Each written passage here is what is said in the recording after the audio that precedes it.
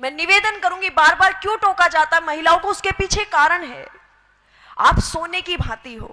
वो कहती कि पुरुषों को भी टोकिए, ये भी तो शॉर्ट्स पहन करके गली में वॉकिंग करने के लिए चले जाते हैं, हमें ही क्यों टोका जाता है? तो ध्यान देना, इसके पीछे बहुत गहरा रीजन है, शायद आप समझ पाओ। पुरुष एक लोहे की भांति है, लोहे से तुलना की गई है पुरुष की, लेकिन महिला एक हीरे की भांति है, एक गोल्ड की भांति है, सोने की भांति है। आपने देखा होगा, आप यहां से बाहर निकलेंगे, लोहा आपको कहीं भी पड़ा मिल जाएगा।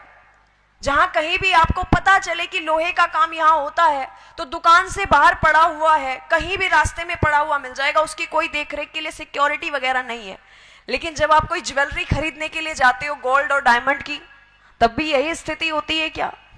कवर करके रखा जाता है, और कवर ही नहीं, ओवर सिक्योरिटी में रखा जाता है। साइरेंस यूज हो जाते हैं जैसे ही कोई टच करता है।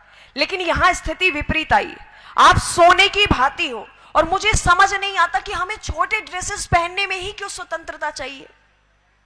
हमें पढ़ने के लिए स्वतंत्रता क्यों नहीं चाहिए? हमें बाहर निकलने के लिए स्वतंत्रता क्यों नहीं चाहिए? हमें कुछ अचीवमेंट्स लेने के लिए स्वतंत्रता क्यों नहीं चाहिए? क्या छोटे कपड़े पहनने से ही स्वतंत्रता मिलेगी हमें?